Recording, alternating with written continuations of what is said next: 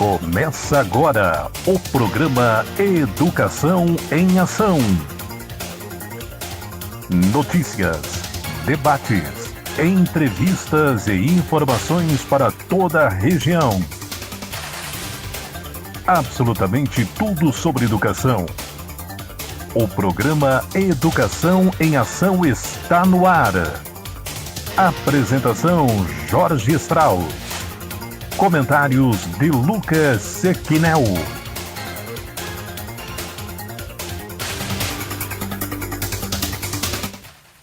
Muito boa tarde, Cocal do Sul e região. Estamos começando mais um Educação em Ação. Hoje, exatamente dia 20 de março de 2021, continuando ainda com lockdown para a região sul de Santa Catarina. Mas é para todo o estado, né, Lucas? Ainda, né? Isso mesmo. Para todo o estado ainda continuamos com o lockdown. E agora com algumas medidas mais restritivas ainda, que depois vamos comentar um pouco mais. Hoje temos até mesmo, referente às medidas restritivas, nós temos informações sobre o decreto do senhor Clécio Salvaro, que ele decretou na quinta para sexta-feira, referente à licença para o lockdown. Nós vamos debater hoje no programa. Muito boa tarde, senhor Lucas. Boa tarde, estamos na edição número 34. Conversando com os nossos amigos e não te dei boa tarde, que deselegância da minha parte. Bom, hoje nós temos muitas informações referentes aí ao governo federal. Até o próprio ministro de Educação, nosso queridão, nosso pastor, amigo pastor, ele está aí após o processo que ele está levando nas costas. Agora ele tem novidades. Ele foi pessoalmente conversar com o ministro da Saúde, justamente, Lucas, para que os professores tenham prioridade para vacinação. Será que ele quer uma reconciliação, Lucas, com os professores? Porque em tempos remotos, né, ele percebe que a educação como um serviço essencial deveria ter determinada prioridade, né? Vamos ver qual vai ser aí a postura do nosso Milton da Massa. Né? Programa qualificará jovens e adultos para o mercado de trabalho. Isso é o que o MEC tem desenvolvido e desempenhado. Concurso internacional vai destinar alguns R$1.000, Lucas, para projetos de bibliotecas públicas. E o nosso Minuto Unicef entenda como trabalhar distanciamento social dentro das escolas. Nosso querido Jair Bolsonaro veta a lei da internet grátis para educação básica na pandemia e a pesquisa da Fundação Getúlio Vargas avalia respostas da educação pública à pandemia. E aí, Lucas, vamos entrar num debate sobre a sua defesa para o senhor ex-secretário de Educação Natalino Gioni. Grande Natalino, hein? Então eu quero ver a sua defesa hoje, porque Santa Catarina está num patamar muito mal classificado nessa pesquisa. E também vamos falar um pouquinho de reforma tributária, Lucas. A elitização da educação superior voltou à tona no nosso programa e nós temos que debater esse assunto hoje. Temos também como notícia a nomeação, que é uma notícia muito preocupante, a nomeação do Ministério da Educação sobre projetos teocráticos no nosso país. O que são esses projetos teocráticos? Então a gente vai entender o que é esse ensino domiciliar, essa diversidade na escola, a tal da ideologia do gênero. Então é um debate que eu trouxe hoje mais uma vez no programa. Uma notícia muito triste: Santa Catarina tem mais de 1.000 servidores da educação afastados por confirmação ou suspeitas de Covid-19 e professores são investigados por fazer sexo em escola em Santa Catarina, Lucas. Fiquei sabendo dessa triste notícia. Depois vamos dar mais detalhes. Eu acredito que o sindicato deve ter tapado essa informação, porque eu tive que ir atrás de muitas fontes, porque o sindicato não quis abrir o jogo. Na verdade é uma responsabilidade da Secretaria de Estado de Educação, né? Vamos ver como ela vai se pronunciar, porque até então são servidores, né? Quero ver a defesa do sindicato nesse momento. Tribunal de Justiça confirma a obrigatoriedade das aulas presenciais em Santa Catarina e o prefeito de Criciúma lança aí uma licença voluntária para os servidores, o lockdown sem remuneração. Já ouviu falar disso, Lucas? Já ouvi falar. Vamos ver quantos vão aderir, né, Jorge? E nós temos os nossos 3 queridíssimos quadros, Lucas. Isso, Educação pelo Mundo, Educadores do Brasil e também Escolas de nossa região. E quadro novo hoje, Lucas. Qual é o quadro novo hoje? Fala, professor Sensupeg. Hoje nós temos a Sensupeg aqui na rádio 87.9. Estamos com o Richard da Silva e a Michels Mota. Depois a gente vai conversar um pouquinho com eles, vamos entender como funciona a faculdade Sensupeg. Eu e o Lucas estivemos visitando Fomos pessoalmente numa hora agendada, quando não tinha ninguém, né, Lucas? Isso mesmo. E nós conseguimos aí visitar o prédio de Criciúma. Ainda nós temos que conhecer das outras cidades. Sabemos que já é uma boa estrutura, método ativo de ensino, metodologias fantásticas e conciliando sempre não apenas o EAD, mas como a gente sempre fala aqui no programa, um bom trabalho sendo feito através do ensino remoto. Como que é feito, como que é o ensino híbrido da Sensupeg? A gente vai conversar hoje aqui com eles estão aqui no programa. Das 14 às 16, fique conectado conosco. Mas você em casa tem se cuidado contra o coronavírus? Estamos em lockdown. A situação está um pouco perigosa, por isso a Secretaria de Estado aqui, a Secretaria Municipal de Saúde aqui de Cocal do Sul tem um recadinho para você. O que é importante saber sobre o coronavírus? O coronavírus ainda é uma ameaça para todos. Por isso, precisamos ficar em alerta. Cuide de sua higiene, lavando as mãos ou usando álcool em gel. Use máscara em ambientes públicos ou privados. Mantenha a distância de 1,5 metro de outras pessoas. Caso tenha sintomas como tosse, febre, dor de garganta ou dificuldade para respirar, procure imediatamente o centro de triagem ou unidade de saúde. Cocal do Sul contra o coronavírus. Secretaria Municipal de Saúde.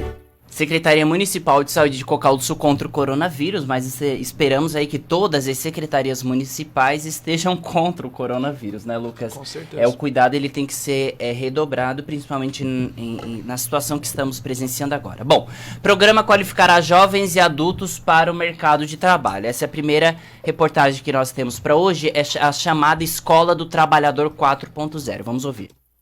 Começou nesta semana o programa de capacitação profissional em habilidades digitais Escola do Trabalhador 4.0. O projeto tem como objetivo capacitar jovens e adultos com foco no aumento da empregabilidade. O público-alvo são trabalhadores maiores de 18 anos, pessoas em busca de emprego que queiram se reinventar e se preparar para novas demandas do mercado de trabalho, principalmente com foco no ambiente digital. A plataforma de ensino remoto oferecerá diversos cursos modulares, com o intuito de capacitar trabalhadores e estudantes, especialmente na área de tecnologia da informação. Os conteúdos serão oferecidos de forma online, gratuita e com certificado. A plataforma de ensino à distância é aberta para todo o território nacional e conta com 58 instrutores cedidos pela Microsoft para oferecer orientação personalizada para até 315 mil pessoas. A meta é alcançar 5,5 milhões de trabalhadores até fevereiro de 2023. São 11 trilhas de aprendizagem que englobam mais de 45 cursos de tecnologia em diferentes níveis, com base nas principais competências exigidas pelo mercado de trabalho, desde a alfabetização digital até módulos mais avançados de computação em nuvem, inteligência artificial e ciência de dados. Reportagem. Bom, essa é o Trabalhador 4.0, Lucas, o foco no aumento de empregabilidade. A gente sabe que aqui a gente está falando de maiores de 18 anos, com certeza, pessoas que buscam emprego e queiram aí reinventar e preparar novas demandas para o mercado de trabalho. Eu achei interessante que essa plataforma de ensino remoto, ele tem vários cursos moduladores, ou seja, vários módulos dentro desse curso, mas é a área de tecnologia de informação. Isso. O foco e o Brasil encerra mês de janeiro um saldo de 260.353 empregos formais. Parece engraçado falar, mas por conta da pandemia, embora tenhamos aqui anunciado muito desemprego, mas aumentou o número de empregos também. Que engraçado, né, Lucas? Isso, nós tivemos ali um fiel da balança, principalmente na virada ali entre setembro e outubro, né, as demandas de final de ano, nós tivemos um grande aspecto a ser analisado, né? Novas atividades, o empreendedorismo se dando conta da importância da inovação também, né? São 11 trilhas de aprendizagem que englobam em mais de 45 cursos de tecnologia em diferentes níveis. Então, aí quem está procurando uma especialização, um diferencial para poder entrar no mercado de trabalho, pode aproveitar essa oportunidade através dessa plataforma. Entre lá no site do próprio governo federal, no Isso, MEC, site do lá MEC. no MEC, né, que você vai encontrar lá a forma online de inscrição. Ô Jorge, e falando sobre essas trilhas, né, que são mostradas ao longo do desenvolvimento da pauta, eu também fui atrás, né, para olhar esses cursos, né, e muitos são de programação básica, ou seja, inserindo, né, os níveis de programação HTML, C++, que são aquelas programações simples, mas que já dá oportunidade no mercado de trabalho para quem gosta do setor da tecnologia e da inovação. Já dá para elaborar sites, já dá para desenvolver um trabalho bem bacana. Deixa eu mandar um abraço para Gisele Donato, que está nos acompanhando, a nossa amiguíssima Gisele. E a Terezinha Lúcio, boa tarde, seja bem-vinda, Terezinha. Fala nisso, Lucas. Por que a tua sogra não apareceu semana passada no programa? Ela estava ocupadíssima, Jorge. Ela é aposentada? Não, ainda não. Mas Ela tava na praia, né, que eu soube. Tava na praia. Mas ela tinha ali ela algumas não atividades. quis, ela ficou com medo porque eu iria enfrentar, iria contar como o senhor é na vida.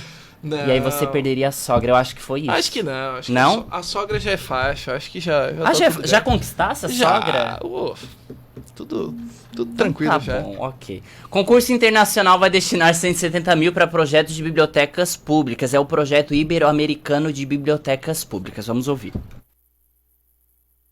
O Programa Ibero-Americano de Bibliotecas Públicas abriu convocatória de um concurso que vai destinar 170 mil dólares para bibliotecas. Podem participar projetos de bibliotecas públicas, comunitárias e populares do Brasil e outras regiões da América Latina e Caribe. A 9ª convocatória do concurso de ajudas é voltada para 3 categorias: projeto de biblioteca em tempos de crise, projeto para fortalecer redes e sistemas de bibliotecas nacionais, regionais de cidades e projeto de planejamento e desenvolvimento de serviço de extensão de bibliotecas. As propostas selecionadas pelo Centro Regional para o Fomento de Livro da América Latina e Caribe receberão até 20 mil dólares se inscritas em conjunto por instituições de 2 ou mais integrantes do programa. E até 10 mil dólares no caso dos projetos apresentados por uma única entidade. As inscrições vão até o dia 23 de maio e os projetos podem ser submetidos pelo site do Programa Ibero-Americano de Bibliotecas Públicas.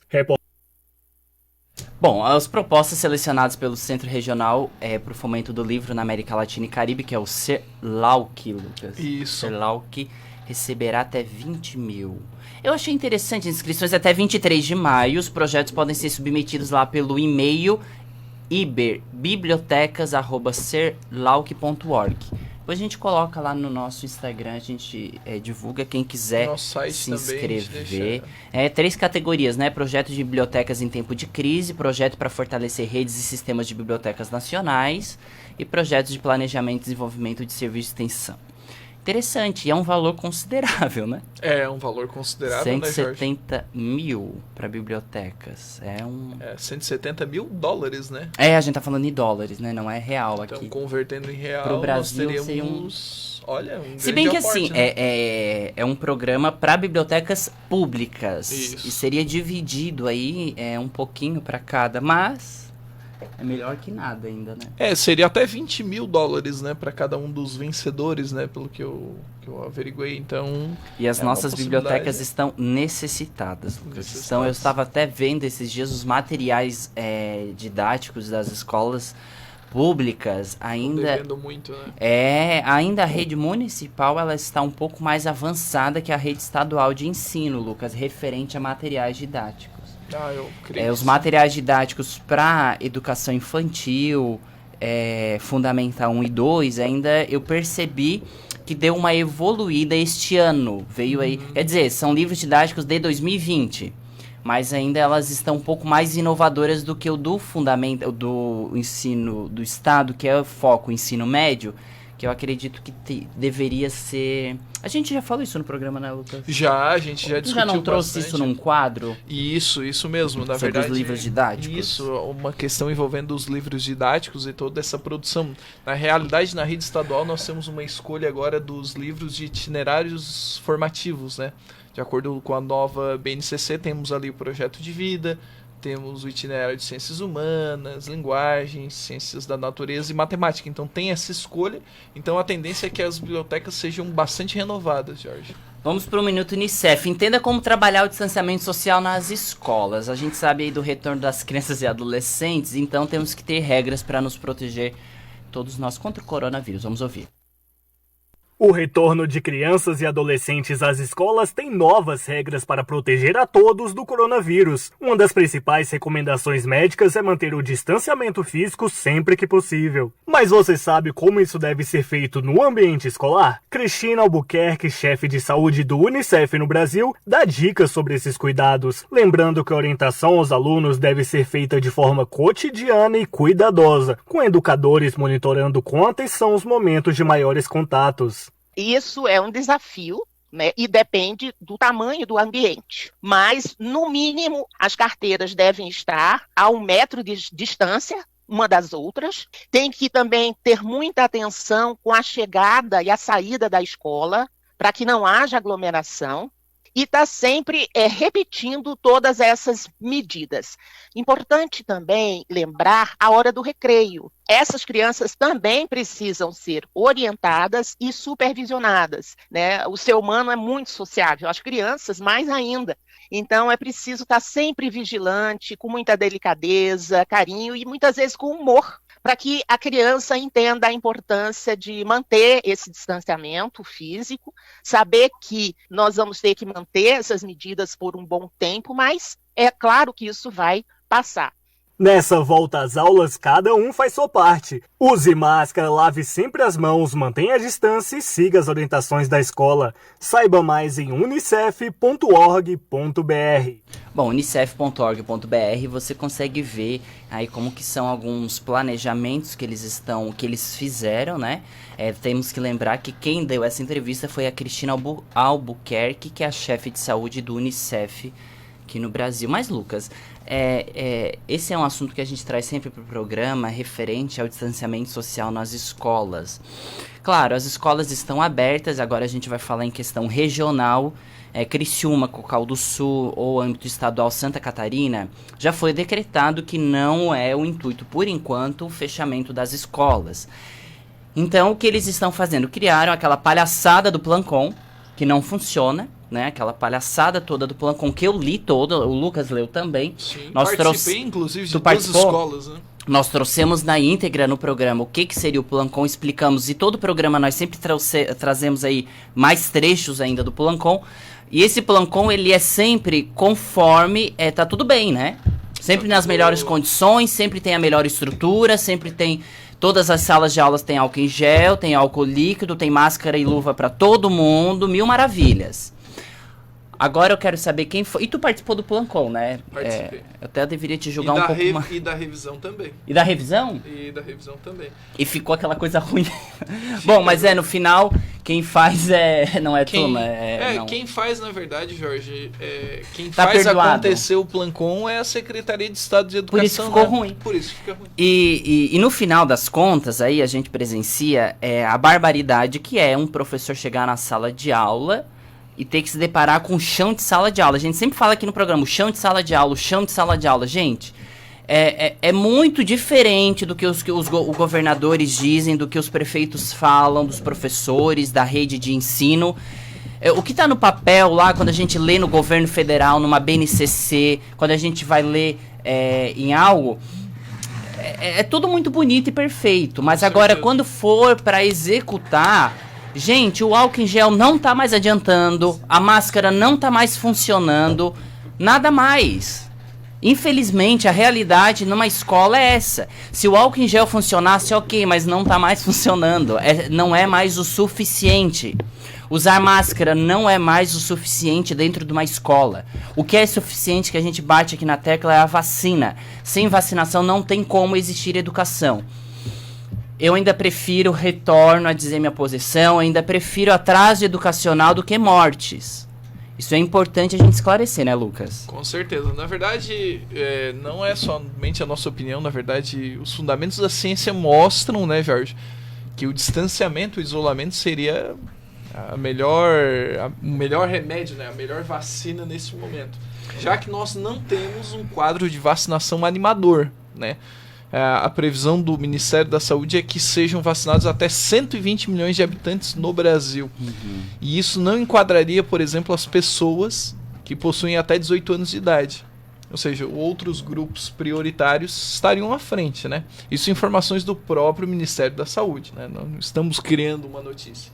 Então, me preocupa muito a pressa de alguns servidores e principalmente dos gestores, né? Aí falo em nome do prefeito, né? Dos prefeitos, não somente da nossa região, mas de todo o âmbito nacional, essa pressa no retorno às aulas. E esse retorno prematuro pode ocasionar casos e Sim. novos casos, novas variantes. Nova... E a gente tá aqui falando do corona sem variantes ainda, a gente ainda tá sendo bonzinho. Porque temos ainda as variantes. Bom, vamos pro nosso quadro Sensupeg, Lucas? Vamos lá, fala professor Sensupeg, é isso, né, Lucas? É isso mesmo. Lucas, ele sempre vem com ideias geniais, ideias incríveis. Também não é pra tanto, né? Eu tenho que te elogiar, mas o elogio vai acabar daqui a pouco, porque a gente vai debater assunto da Secretaria de Educação. E aí a gente vai já se bater o chifre. Estamos aqui com o Richard da Silvia Michele e Michels Mota. Sejam bem-vindos, uma boa tarde. Vamos começar nos apresentando. Richard, conta um pouquinho pra gente, antes da gente falar da Sensupeg, sobre a sua formação, a sua função na Sensupeg, o que você desempenha hoje lá. Boa tarde. Perfeito. Antes de mais nada, então, boa tarde a vocês, Lucas e Jorge, não é isso? Isso. E aos ouvintes também dessa emissora. Eu sou professor há 26 anos, desses 26 eu circulei por diferentes instituições privadas, públicas. Desses 26 anos são mais de 23 anos de ensino superior. E na Sensupeg, especialmente, eu trabalho desde 2009, praticamente desde o início da instituição. 11 anos já? Há basicamente 11 para 12 anos. 12 anos. 12 anos, exatamente. Mas na época eu, essencialmente, era professor dos cursos de pós-graduação, disciplinas como metodologias e línguas, porque a minha formação é letras. Olha. A minha especialização também é em letras, especialidade em língua portuguesa. Tenho um mestrado em língua inglesa feito nos Estados Unidos, graças à universidade onde eu naturalmente conquistei meu título de graduação, depois especialização, e aí então, na época, em 1999, um convênio possibilitou a muitos professores, né, das letras essa formação em língua inglesa, especialmente nos Estados Unidos. De lá para cá, então, é claro, muitas experiências eu vivi, mas nesses últimos 12 anos, e especialmente do ano passado para cá, me parece que grandes experiências aconteceram na minha carreira. E graças à Sensupeg, sem dúvida, porque é uma instituição que tem uma história curta, mas um trabalho imenso. Para vocês terem uma ideia, essa metodologia ativa, especialmente, é mérito da Sensupeg no Brasil. Sim. Esse é um método que vem originalmente da Finlândia e é um país com o qual a instituição tem contato direto. E é graças a ela que esse método veio para o Brasil. E a instituição, Sensupeg, mais do que nunca, foi quem trouxe, não é, pela primeira vez no Brasil, essa abordagem que hoje já não é mais essencialmente novidade. As universidades, as escolas, os professores nos seus cursos de capacitação vêm naturalmente se adaptando e se instrumentalizando para fazer valer aquilo que a gente considera, né, a habilidade e atividades de metodologia ativa. Bom, a Sensupeg é uma instituição aqui em Criciúma que recentemente se consolidou. Nos últimos anos ela começou, na verdade, oferecendo seu trabalho de cursos de pós-graduação, basicamente cursos de especialização nas mais diferentes áreas, mas foi exatamente nos últimos anos, mais precisamente, acredito que uns 6 ou 7 anos, é que depois do polo criado em Criciúma e também com a possibilidade de oferecer os cursos de graduação, é que ela vem se fortalecendo e, naturalmente, com a pandemia, mais do que nunca, como é uma instituição que oferece ensino à distância, diferente daquelas que oferecem essencialmente e em parte o ensino, essencialmente o ensino presencial, mas em parte também o ensino à distância, a Sensupeg não enfrentou dificuldades. Aliás, nenhuma instituição que ofereça o ensino à distância enfrentou dificuldades, pelo contrário. É interessante dizer, por exemplo, que uma parcela significativa daqueles alunos que estavam no ensino presencial acabaram migrando para as instituições de ensino à distância. E por uma razão muito simples, as instituições que oferecem o ensino à distância, e aqui especialmente eu estou falando da Sensupeg, está preparada, não é, para esse tipo de modalidade. Olha só, a gente conversou aqui com a Estela, ela esteve no nosso programa, foi uma conversa muito agradável. Tivemos ano passado com a Estela aqui, né? Já? Isso, faz acho que tempo. o último programa, né? A Estela correu da gente depois. E foi uma conversa sobre, além de falar sobre metodologia ativa, ela nos trouxe realmente o que é o ensino híbrido, né? Porque nós temos aí, as pessoas ficam com dúvidas do que realmente... Eles acham que o sistema híbrido é apenas o ensino à distância. E nós sabemos que uma coisa não tem nada a ver com a outra, né? A gente trouxe, a Estela explicou de forma excelente. Mas a gente também está aqui, além com um professor acadêmico, nós estamos com a Michele Michels Mota, que é acadêmica. Boa tarde. Boa tarde, Michele. Boa tarde, seja bem-vinda. Boa tarde, Lucas. Boa tarde, professor, e também aos ouvintes. E eu venho aqui hoje para contar um pouco da minha experiência como acadêmica da Faculdade Sensupeg. Final de 2019, eu decidi fazer pedagogia e, por conhecer a Estela, já de longa data, inclusive ela foi minha professora na creche, né? Olha só, revelando a idade da Estela. E vi que ela estava oferecendo esses cursos e disse, bom, tudo que a Estela coloca a mão é algo que com certeza é muito bom e muito importante. Aí nós entramos ali em 2020, participei de 3 aulas e logo já entramos com a pandemia, né? E aí as aulas já eram uma vez só por semana presencial, o restante da semana nós recebemos todo o material para fazer os estudos, como já foi falado antes, a metodologia ativa, né? Recebemos todo o material, leituras, vídeos, materiais complementares. E uma vez por semana temos esse encontro com o professor para esclarecer dúvidas, trocar figurinhas com os colegas. E aí começamos a fazer, então, ali em março, fim de março, os encontros através da ferramenta Teams, né? E assim, para mim está sendo muito bom, né? Os aprendizados são, assim, de importância e relevância Legal. muito grande. A faculdade, todo o material dela é permeado por questões éticas, questões de criticidade. Então, eu só tenho a agradecer. É uma oportunidade maravilhosa que eu tenho tido com a faculdade. Que bom. A gente, quando fala aqui de graduação, faculdade, quando a gente fala do ensino à distância, ainda existe aquele certo preconceito com o ensino à distância, tem uma qualificação inferior ao ensino presencial. Isso a gente vai discutir um pouco hoje, Lucas. A gente vai trazer aí.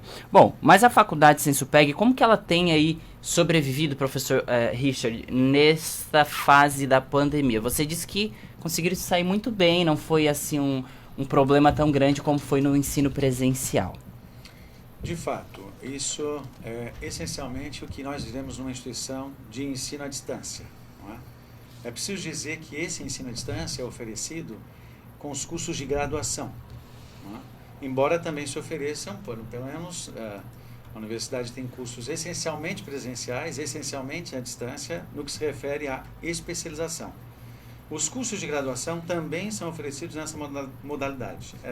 O que é preciso dizer, eu penso que é inevitável, mais do que nunca a realidade na instituição, o fato de que, como ela é uma instituição que oferece, não é, e está preparada para essencialmente oferecer ensino à distância, Sim.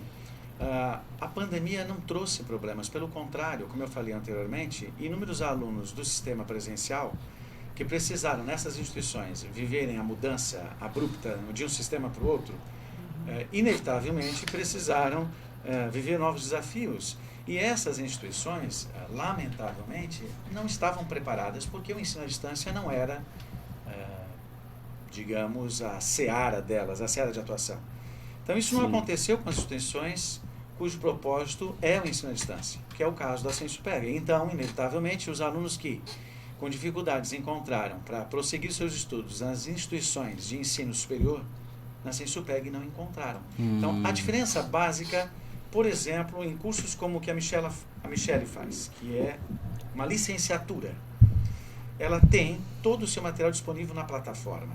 O professor é, na verdade, aqui, mais do que nunca, essencialmente, aquilo que todos nós professores sabemos que é e faz o trabalho de mediação. Não é?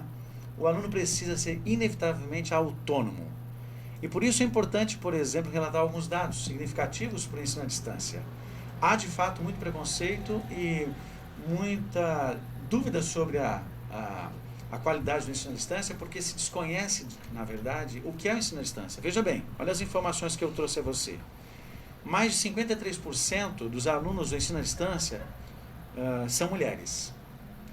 Mais de 48% dos alunos do ensino à distância estão entre 30 e 40 anos. Há, inevitavelmente, aí uma maturidade entre aqueles que estão no ensino à distância.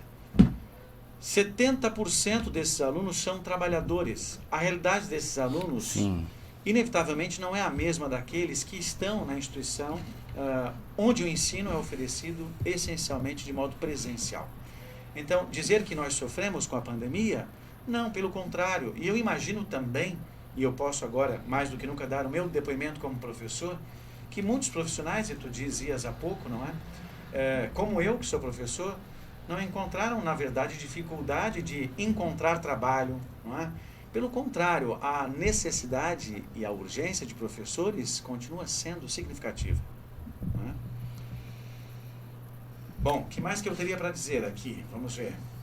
Esse cenário da pandemia fez com que também muitos recorressem ao ensino à distância.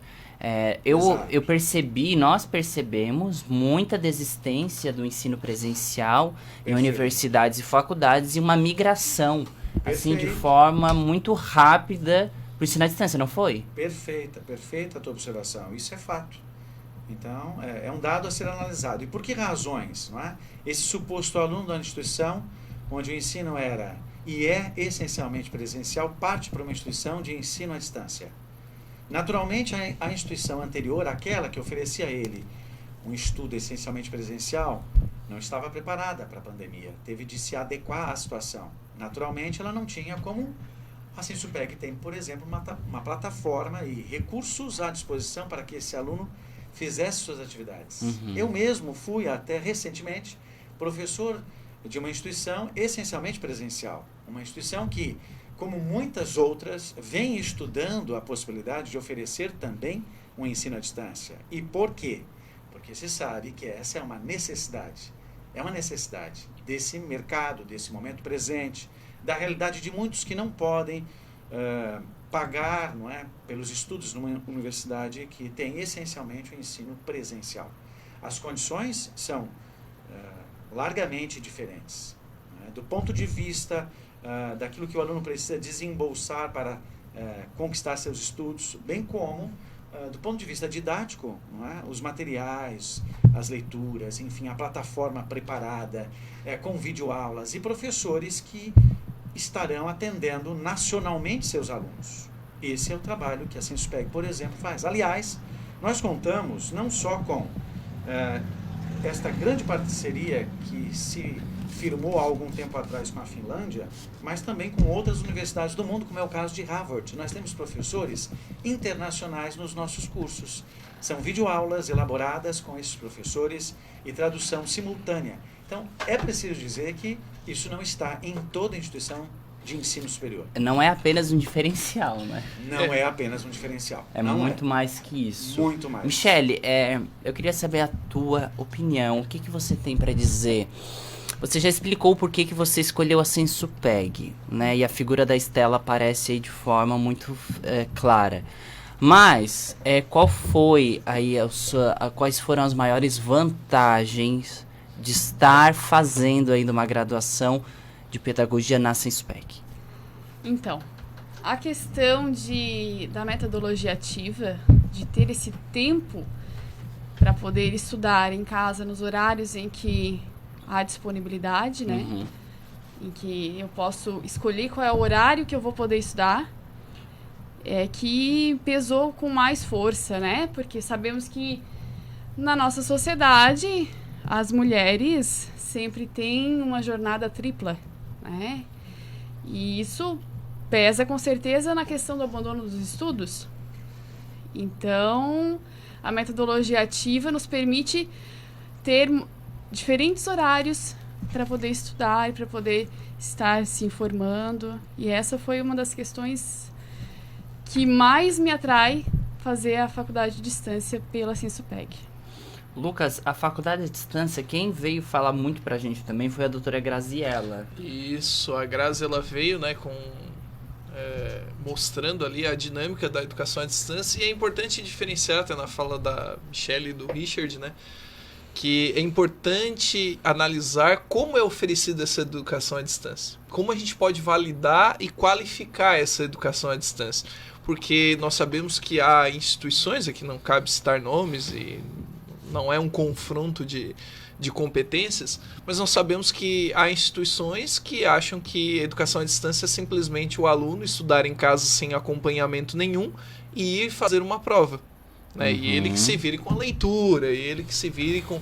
Ou seja, a palavra autonomia é muito importante, mas essa autonomia ela pode ser acompanhada. Ou seja, aí é papel de um professor, de um tutor da própria universidade oferecer esses mecanismos que realmente possibilitam ao estudante ter uma formação qualificada. Ou seja por meio de metodologias ativas, encontros presenciais, projetos que promovam de fato uma integração entre mercado de trabalho e tudo isso, né, Jorge, tem um alicerce, né? Ou seja, se a Sensupeg tem aqui na nossa região uma figura como a Estela, que consolida, né, as faculdades Sensupeg, agora com graduação e a pós-graduação tem um carro-chefe, que é a neuropsicopedagogia, né? Diz que é o carro-chefe da Sensupeg. Então, assim, se há qualidade, se você tem um corpo docente preparado e que não sentiu um drama mundial como foi a pandemia, ou seja, pelo contrário, né, o número de alunos acabou sendo elevado, segundo a própria Estela, né, durante o final do ano passado, né. Então eu acredito que quando a gente fala de educação à distância, tem sim certo preconceito, mas nós temos que analisar bem a validação dessa educação à distância. Eu acredito que o grande impacto que tem numa educação à distância, geralmente, são os estágios. E algo que me surpreendeu quando nós visitamos a Sensupeg é a forma do acompanhamento que é realizado dos estágios acadêmicos, aqueles obrigatórios, Lucas, que o acadêmico tem que fazer para poder se formar. E são acompanhamentos, assim, presenciais, pelo que eu entendi. Sim. Porque tem metodologia ativa, mas também a execução é ativa também, né, professor? É bom você falar nisso, porque as pessoas acreditam que tudo se dá de modo... virtual, à distância. Não é verdade.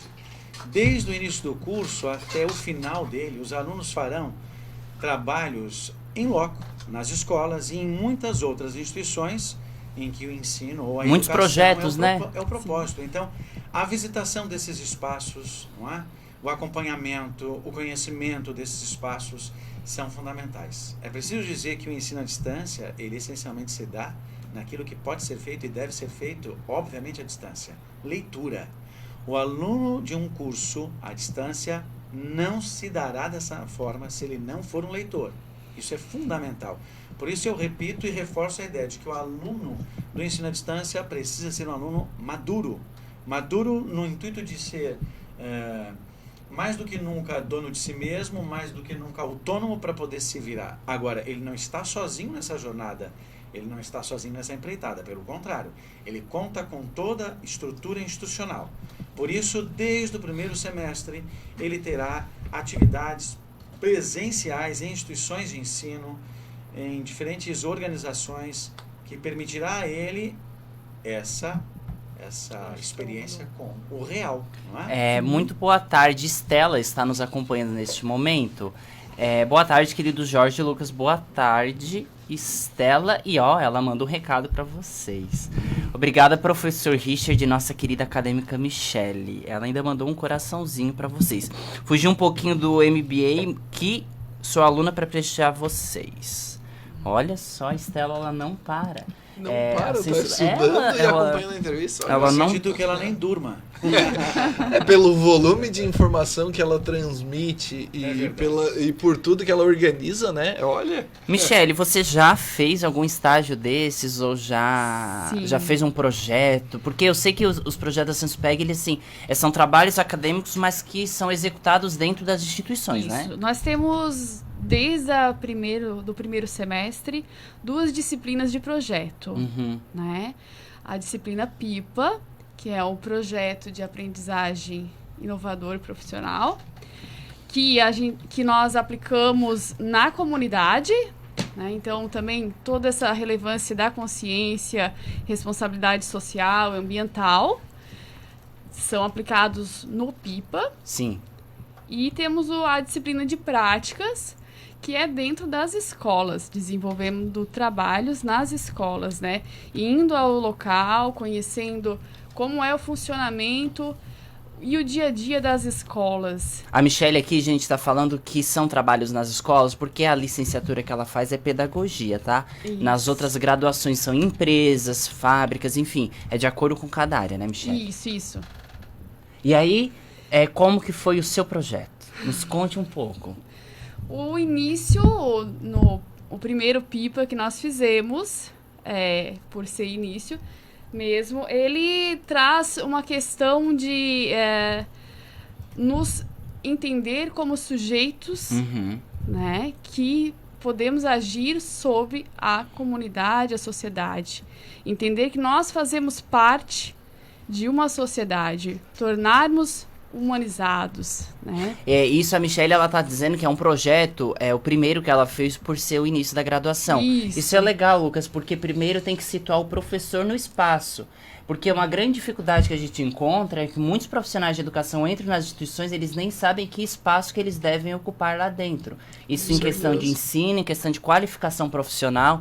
Então é legal, a Senspeg começa então lá no chão, na base, que é essa primeira base que fase, vai né? fazer a diferença É. na atuação, né, Michele? E dentro desse projeto a gente faz uma regressão através de um histórico, né? Tu escreve um pouco da tua história de vida, e esse voltar no passado te faz se situar, né? Em que local que tu estava naqueles momentos históricos, momentos de coisas importantes. Eu nasci em 87, né? Em 88 nós tivemos a Constituição. Isso fez bastante sentido para mim. E nós nos percebemos como sujeitos e nos percebemos como humanizados, Uhum. né? E pertencentes à comunidade, pertencentes à faculdade, pertencentes a essa questão de docência. Isso faz a gente trazer esse sentimento de pertencimento que é tão importante, né? E no projeto de práticas, nós conhecemos nesse primeiro semestre o PPP das escolas. E aí fomos em loco conferir como é que é esse PPP, debate do PPP. como é que funciona, se ele na prática ele realmente funciona ou não. Que bom que vocês têm acesso. E toda essa reflexão também, né? E aí vamos refletindo. Enquanto vamos estudando, vamos refletindo se essas questões que permeiam a educação, elas são efetivas ou não. Ou se são muito bonitas no papel e no dia a dia talvez não sejam. A resolução talvez não seja a mesma. É bom, Lucas, porque as pessoas acham que os graduandos não fazem parte de comunidade escolar, né? Os graduandos em pedagogia. Mas são muito importantes. Os estágios dos graduandos, eles são fundamentais. Quem quiser fazer uma graduação ou pós, vocês podem chamar pelo WhatsApp. O número é 34137726. Esse é o telefone fixo, mas se você quiser pelo WhatsApp é o 999074121. Ou curtam o Instagram lá da Faculdade Senspeg Criciúma e o Face Estela Senspeg Criciúma. Ela tá sempre postando novidades, acontecimentos, reuniões pedagógicas, reuniões de encontro. Até a reunião que tiveram para falar do projeto com a rádio foi, colocaram nas mídias sociais. Isso, fiquei sabendo. Então, a Estela é muito ativa. Então, mais uma vez, o WhatsApp 999074121 ou 34137726, quem quiser fazer uma graduação ou pós. Lembrando que nós temos lá um leque de possibilidades. Depois a gente vai colocar no nosso Instagram todas as graduações que a Sensupeg tem atualizados, né? Todas as pós... A Estela que comentou de MBA, então você que é da área administrativa que quiser se especializar ainda mais. Lucas, eu estava vendo algumas especializações na área, muitos empreendedores ou pessoas que trabalham com administração, marketing, publicidade, contabilidade, fazendo especializações na área de aquele trabalho em casa. Para como que eles home office, como que eles devem trabalhar dentro de casa, porque foi uma grande, a gente anunciou aqui no programa, trouxemos até entrevistados, uma grande dificuldade de muitos se adaptarem a esse estilo de vida que é completamente diferente. Os professores sofreram muito isso porque os professores sempre trabalharam presencialmente, nós lá na educação básica. E os outros profissionais também, né? Não, os de saúde não, mas os profissionais aí da área administrativa tiveram que se especializar. Então a Sensupeg, ela tem essa bagagem também. Ela ainda orienta como fazer um trabalho de casa, por quê? Porque é o berço deles, né? Eles já sabem conhecer. A Estela também estava conversando, Lucas, algo que eu acho interessante falar, da Sensupeg do Rio de Janeiro. Ela estava debatendo o assunto, a gente conversou muitas horas sobre o Rio de Janeiro, a quantidade de artigos, de base de leitura... Produção acadêmica. Produção acadêmica, que eles preparam. E ela me encaminhou algumas, fiquei impressionado, que não são produções acadêmicas, eu vou lembrar, algo que a gente debate aqui no programa, não são produções acadêmicas apenas de teórico, são produções acadêmicas realizadas com teoria e prática. Isso aí que eu acredito que é o que a Estela tem como carro-chefe, Lucas. Com certeza, com certeza. E na realidade, né, Jorge, toda essa experiência da Estela e também da Faculdade Sensupeg, principalmente nas áreas educacionais, favorecem também a abertura de novos cursos, né? Quem sabe futuramente aí teremos novas oportunidades para a Estela vir aqui trazer outros docentes também divulgar, desses cursos, né, de graduação. Lucas, a gente vai continuar com a Sensupeg, mas vamos para um quadro? Vamos lá para um quadro do Lucas. A gente vai agora para o quadro do Lucas e em seguida a gente volta aqui com Fala aí, Professor. Sensupeg. A gente vai falar um pouquinho mais da Sensupeg, vamos dialogar aí sobre essas metodologias de ensino, e lembrando que as matrículas, elas estão abertas. A gente vai falar um pouquinho mais isso. Qual quadro que nós vamos, Lucas, que você escolheu para nós? É o Educação pelo Mundo? Educação pelo Mundo. Então a gente vai falar hoje da Estônia, Jorge. Estônia, olha. Estônia. Então, na verdade, longe. Foi bem longe. Também chamada de Estônia, né, por, de fato, né, ser um país que surge da União Soviética, mas a partir de então começa um projeto de desenvolvimento com base também cibernética. Ou seja, vamos ver ali um país que, além de você conseguir abrir uma empresa em uma tarde, você tem uma educação que atualmente é líder do PISA quando a gente fala do continente europeu. A gente estava falando em autonomia, na reunião da pauta eu não olhei os teus quadros, eu deixei na tua mão. Confia. Posso confiar? Pode confiar. Então vamos pro quadro aí, Educações pelo Mundo. Pelo Mundo, hoje vamos conhecer um pouco mais sobre as lições da Estônia, país que europeu em rankings de educação.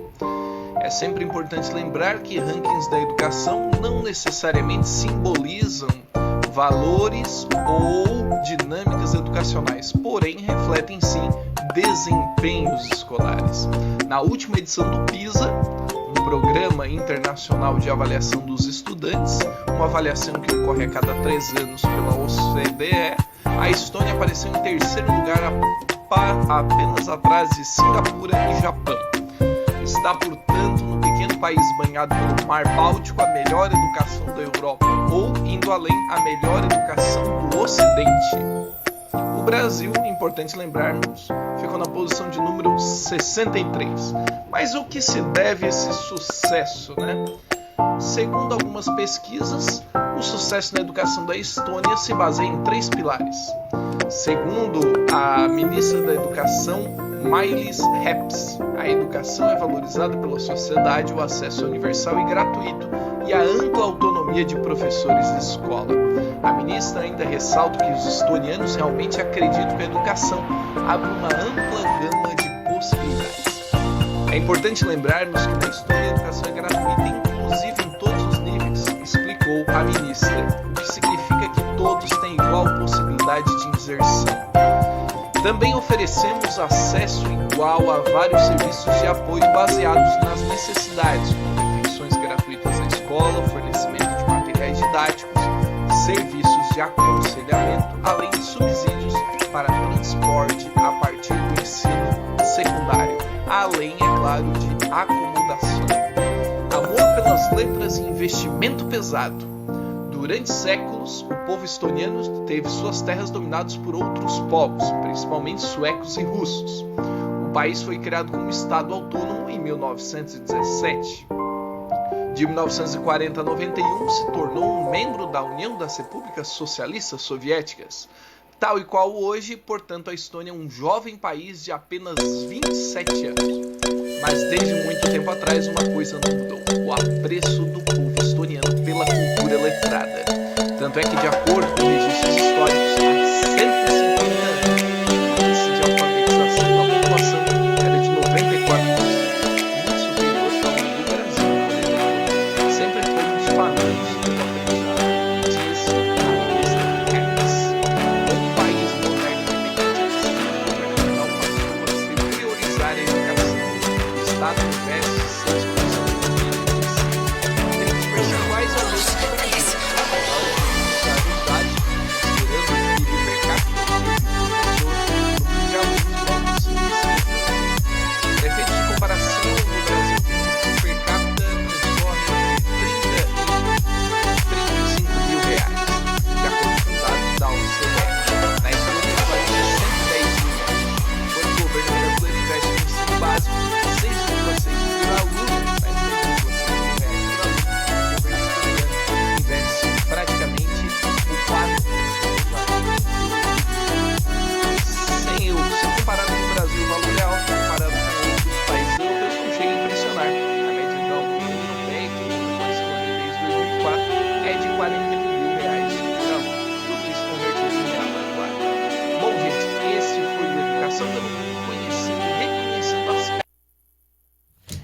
Foi o nosso quadro. Ô, Lucas, por que Estônia? Estônia, então, na verdade, porque foi destaque no PISA, né? A última ferimento em 2018. E o PISA, então, revelou que a Estônia tem aí o melhor indicador do continente europeu. Apesar dos investimentos serem muito menores que algumas grandes potências do ocidente europeu, como a Itália, como a Alemanha ou como a própria França, na realidade temos ali a Estônia se destacando muito. Só dá uma prévia. O que é o próximo? Quais são os próximos quadros? Nós vamos ter o Educadores do Brasil com Quem Esther Pilar Grossi. E vamos ter também Escolas de Nossa Região com Miguel Jaca. Ah, o Jaca. Chegou a vez do Jaca. Chegou a vez do Jaca. O Jaca. Ô, Lucas, o Jaca, ele... Quem é o diretor do Jaca? Ai, eu não sei não se tem uma assessora conhecida nossa que tá... É no Jaca que ela está? Não sei qual é a assessora que tá falando. A Claudineia? Não, é do Pedro da Ré. Ah, Claudineia. Então, um abraço pra Claudineia. No Pedro da Ré, então. O Pedro da Ré. Trabalha junto com a minha sogra. Tadinha. Bom, vamos lá. Voltamos aqui com a Sensupeg. Não posso falar mal da tua sogra, Lucas, me perdoa. Não posso, porque ela te acolhe na casa da praia, ela te deixa em isolamento com a namorada. Então eu não posso falar mal dela, ela ainda tá te ajudando, né? Voltamos aí com a Sensupeg. Gente, Sensupeg dando aí uma aula para nós de educação, de ensino híbrido, de metodologia de ensino. E a Sensupeg no Brasil afora aí demonstrando a sua força no ensino EAD. Lembrando que não é um ensino AD qualquer, gente. É um ensino EAD no sistema híbrido de qualidade. Com nota máxima no MEC. Com a nota... a gente não pode deixar de... É isso aí. E o MEC, a gente sabe, é muito exigente, viu? Quando ele vai... dar nota, são muitos critérios que são analisados.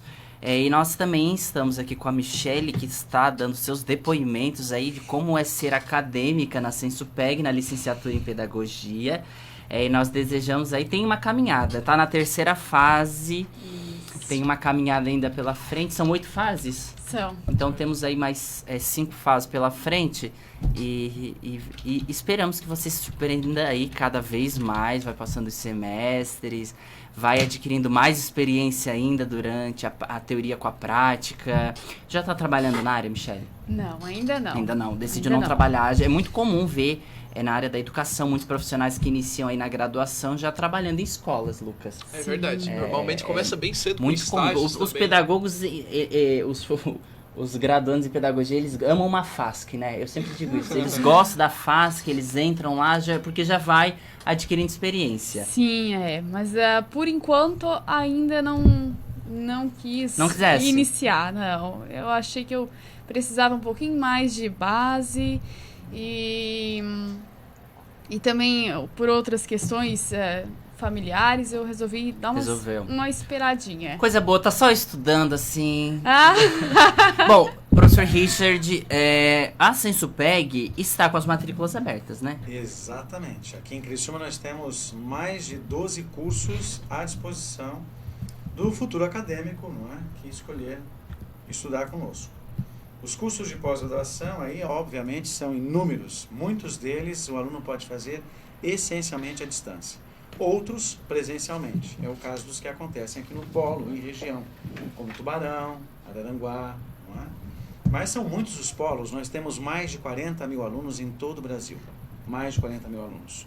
Não sei agora precisar, mas são muitos alunos e, como eu falei há pouco, anteriormente, mais precisamente, com a pandemia nós recebemos ainda mais alunos. Aliás, nós estamos de portas abertas, não só para novos alunos, mas a novos profissionais, que tenham no mínimo mestrado, doutorado. Precisamos urgentemente de professores capacitados para nos ajudar nessa empreitada. Eu sei que na Sensupeg a maioria, eu não sei se todos, né, mas a maioria é mestre e doutor, né, professor? Sim, a exigência mínima é o mestrado. Aliás, isso não só na Sensupeg, né? Essa é a exigência para que um professor possa Lucas, vai lá fazer seu deixar o teu trabalho currículo na graduação. O nosso amigo Lucas Não consigo tempo. é mestre em educação. Perfeito. Ele não me convidou para assistir a dissertação dele, mas tudo bem. Tu Perfeito. tava trabalhando, rapaz. Não, mas eu não recebi o convite. Mas tudo bem, a gente perdoa porque é amigo. Mas o Lucas é mestre em educação. Eu trabalho junto com o mestre Está aqui ao meu lado. convidadíssimo. Está convidado. Ó, tu tem isso já aí. trabalho. É isso aí. A hora que tu tiver de saco cheio do governo, Na hora que tivesse saco cheio desses 4 empregos, aí eu desses vou lá. Mas, Lucas, dá tempo. Mais Dá um. tempo, É mais ensino um, EAD. Venha ser nosso parceiro, Lucas. Sensupeg na Lucas veia, é um como bom diz Estela. professor, não é porque eu sou amigo dele, mas ele dá conta do recado. Eu acho.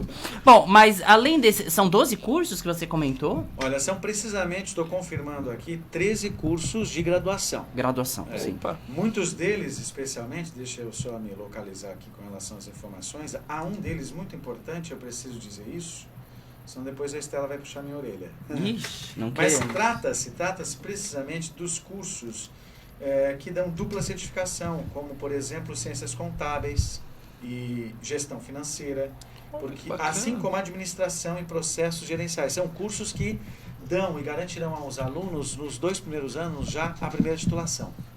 Não é? E aí, finalmente, com os 4 anos, ele recebe o título de contador ou administrador de empresas. Mas ele tem e terá, né, ao longo desse processo, duas formações, dupla certificação. Olha só. Essa é a novidade do momento. Lucas, eu nunca ouvi falar disso.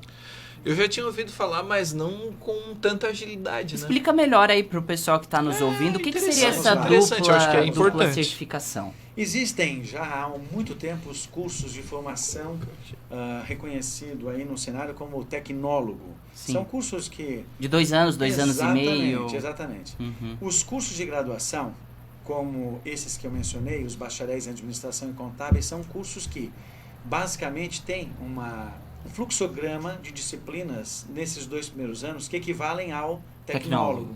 Então, naturalmente, o aluno matriculado estará, né, depois do seu 2º ano, com essa primeira titulação. E, naturalmente, se ele prosseguir com os estudos, ele garantirá a sua 2ª certificação com O ensino superior. bacharel, né, e a graduação em bacharel, exatamente, a graduação com o bacharelado. Né? Então, aí, 2 anos estudando, tu já consegue entrar em empresas trabalhando na área. Como tecnólogo, Isso, né? E como depois tecnólogo, vira bacharel. né? Que legal, bacana, legal. De verdade, eu nunca ouvi falar isso, Lucas. Eu já tinha ouvido achei falar, algo, mas assim, realmente inovador. pra nossa região, eu acho que é o primeiro caso, realmente. Não sei se na nossa região nós temos... Eu nunca ouvi falar. Já algumas Já. ofertas semelhantes. Eu penso que o diferencial, eu repito aqui, é o nosso sistema de ensino, não é? E o acesso por meio das condições que são muito acessíveis. Mensalidades de R$ 99,00 Meu inicialmente. Deus, o que é, né? Então, isso só é possível, claro, uma instituição que oferece essa estrutura. Acessibilidade, né? Exatamente. Isso é acessibilidade. A gente comenta aqui, até hoje a gente vai trazer informação, Lucas, que o nosso querido presidente ele vetou um projeto de lei que a gente vai comentar, que é referente à internet grátis, lembra? Lembro. Eu tinha comentado aqui no programa. Ao longo do tempo, investimentos do MEC. A gente estava falando do projeto de lei, como foi tramitado, como estava na Câmara, e agora o Bolsonaro vetou ontem. E o grande problema que vai trazer, além desse veto, e também algo que a gente vai comentar também hoje no programa, que me preocupa muito, que é sobre a reforma tributária, é os valores que serão usados para as bolsas, né? Aqueles que o governo dão para você parcelar uma graduação, para você parcelar uma faculdade. Isso pesa muito no bolso do trabalhador, de um pai de família que quer ver seu filho formado. E aí quando a gente encontra uma instituição como a Sensupeg que encontra mensalidades acessíveis, dá um ânimo para estudar, não dá, Lucas? Com certeza. Até como a Estela falou, né? Normalmente quem desiste, no caso da faculdade de Sensupeg, não é pela questão financeira, né? Tem muito a ver, às vezes, com gerenciamento de tempo. Então, porque eu acho puxado, que gente, puxado. não é algo, só ler um artigo, alguma coisa assim, não, tem muita coisa, pelo que eu vi na plataforma que a Estela mostrou, tem que se programar muito bem, porque não fica sem nada para fazer, tem sempre alguma coisa. Sempre tem novidades, sempre tem coisinha para fazer daí. Professor, se quiser comentar novamente, como que faz para se matricular ali na Sensupeg? Bom, os contatos, como tu mesmo mencionaste aí, são os contatos que podem se dar por meio de telefones. Me ajuda lá, 34 13 7726, esse é um deles, não é isso? Isso. E o outro, o segundo telefone, eu não tenho aqui comigo, por favor, Jorge, me abre ajuda. Ali na live, Mas Lucas. há outros canais de comunicação, por exemplo, você pode encontrar a Estela Sensupeg Criciúma no Facebook. Você pode a Estela nos mandou na live. Exatamente. Porque tem um WhatsApp especial ali, né? Marisa Nete Martins, alunos top. Nós temos também a fanpage, importante que os alunos conheçam, Estela Sensupeg Criciúma, não só no Facebook, mas também no Instagram. A fanpage da instituição. A Marisa Nete Martins trabalha com vocês? Marisa Nete. É professora. Professora, um abraço. Prof. Richard, parabéns pela participação. Ótimo. Parabéns à FM News. Tantos colegas, a gente não Somos consegue mais lembrar de Sensupeg. Seja bem-vinda aí, a dona Marisa Nete Martins está convidada para o nosso programa. Eu vou dar aqui o número da Estela? Da Estela mesmo. A Estela vai me matar, mas eu vou dar. Mas eu acho que ela vai te matar. Ela me perdoa. 9907-4121. Acessa lá, entra lá no WhatsApp, manda um oi pra Estela e diz que você quer se matricular. Ela vai lá dar as condições pra você, de acordo com a graduação que você deseja. Se quiser entrar em contato com a Sensupeg também, nos chama lá no Instagram da Sensupeg também. Temos o telefone, esse aqui da Arlete, a secretária. Arlete, a secretária, 9148-3486. Entre em contato lá com a Arlete também, para você agendar, vai lá visitar a Sensupeg. A Sensupeg está de portas abertas. Eles agendaram um horário conosco, nós visitamos, conhecemos o prédio, muito bem localizado ali em Criciúma, próximo ao Giasse da Santa Bárbara. Visitamos, tem auditório e tudo, né? Tem, um espaço impecável. Bem grande, a localização muito boa, né, Jorge? Muito boa mesmo. Muito vai lá boa. tomar um cafezinho com a Estela e conversar para saber que curso que combina com você, o que pós-graduação você deseja fazer, se você quer fazer aí um MBA, e as condições financeiras, porque a gente quer fazer alguma coisa, mas quer caber no bolso, Lucas. Isso aí para todo mundo, né? Não é todo mundo que vai e chega, se matricula e não pergunta preço. Isso aí já não existe mais no Brasil há alguns anos. A gente precisa de preço bom E a Senspeg tem o preço bom e a qualidade melhor ainda. Já que nós não temos universidade gratuita a todos, não é? A alternativa me parece ser correr atrás dessas instituições que oferecem a todos nós a alternativa. E eu digo isso porque o Sandro, o nosso presidente, o presidente da instituição, é uma pessoa que sabe exatamente o que a massa, não é, precisa, especialmente se tratando de ensino acessível e de qualidade. Ok. Estivemos hoje com a Senspeg aqui no programa. Lembrando que semana que vem eles estão aqui conosco novamente. A Senspeg é parceira aqui do programa Educação em Ação, parceira da Rádio 87.9 aqui em Cocal do Sul.